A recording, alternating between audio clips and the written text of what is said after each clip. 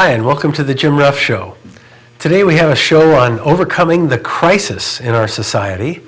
And the guest host today is Dan Shaw, who also has a danshaw.com website.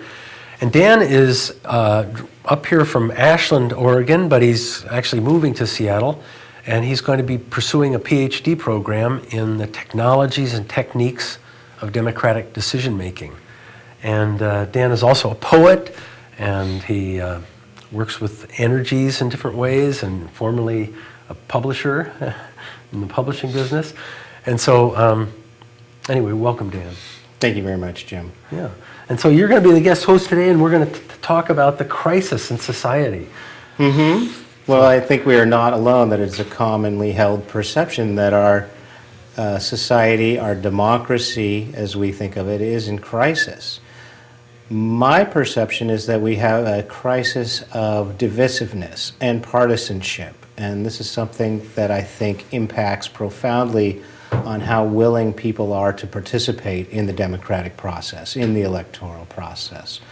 So I'm very much interested to hear from you how wise democracy and how dynamic facilitation and the Wisdom Council can overcome the apathy and lead to more involvement, widespread involvement in the democratic process. Right, and I think that's kind of a solution to the crisis that we face, in a way, is that if we get that kind of involvement, then we're dealing with the many systems in our society that are breaking down.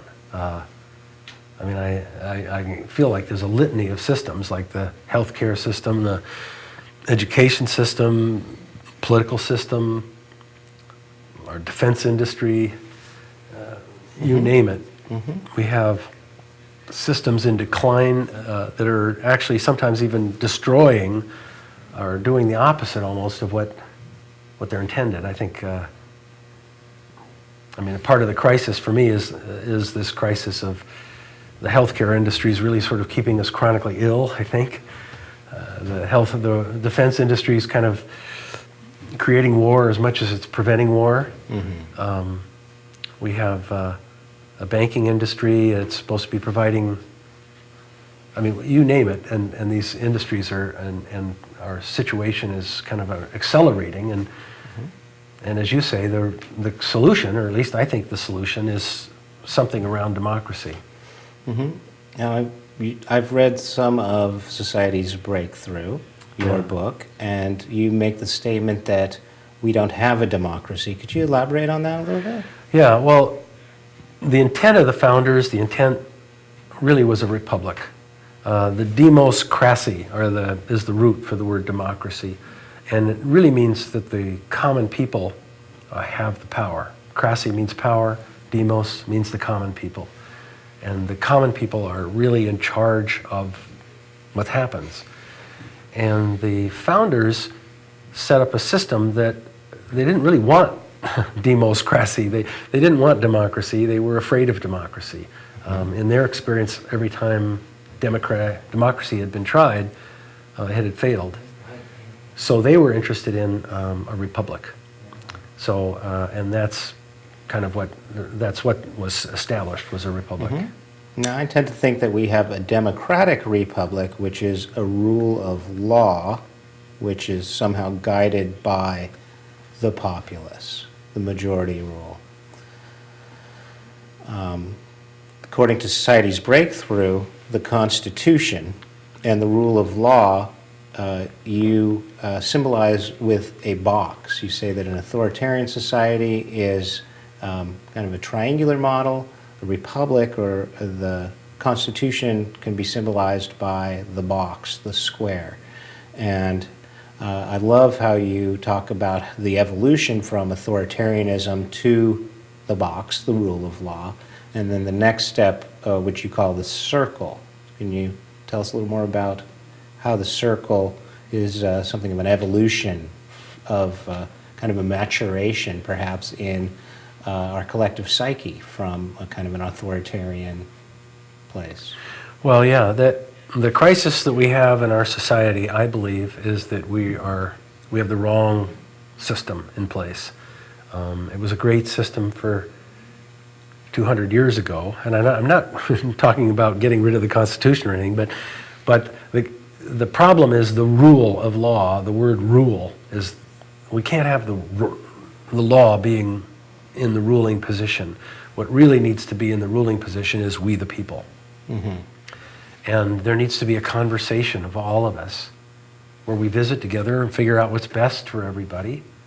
That conversation is missing in our society.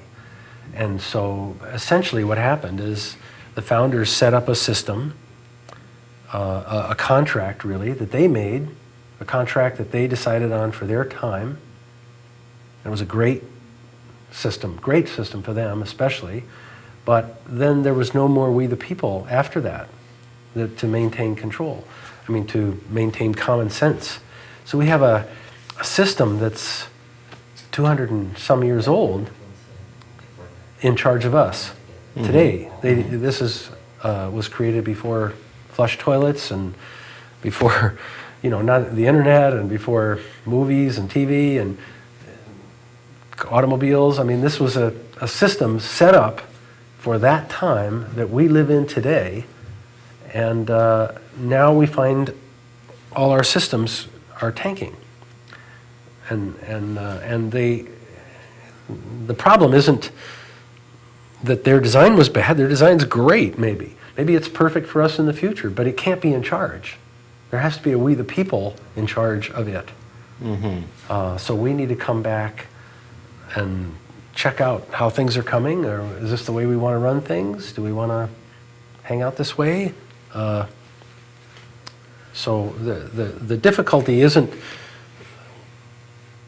the box, is where the system is in charge of us, and the circle is where we are in charge. A conversation is ultimately in charge. Mm-hmm. We may still have the same box, but it's not in charge. Mm-hmm.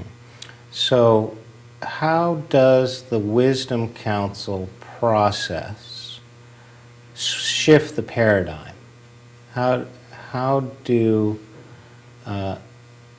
if I invite 12 randomly selected people in my community to talk about what's important to them, or if we have a constitutional amendment which calls for this non-binding conversation, yes, how does that so powerfully impact our paradigm? How do you see that has such a pivotal effect? Oh, that's a great question. I don't think it would shift the paradigm if it was in the local community. I think it really needs to be in the national case for us to shift the paradigm. But to me, the quality of thinking that is where we just kind of are in charge and we feel empowered and we figure out what kind of system we're going to have and we set that in motion. That quality of thinking is a very empowered place. It's a very creative place. There's no rules. It's just us talking, figuring this stuff out. Mm-hmm. That's a very powerful place. Once you set up here are the rules that we're going to play by, now you and I were born into that. You and I didn't say, hey, how are we going to hang out together as a people? We didn't even have a vote about saying, yeah, let's have this constitution and have that be in charge. Mm-hmm. Or let's use this way of making collective decisions. We weren't a part of that conversation. We're not in that at all. We just were born into a system, and we take that as a given. We just close that off, and we put a curtain up, and we say, okay, now that's life. I live inside that box. And now I operate as though that's all of life. It isn't all of life.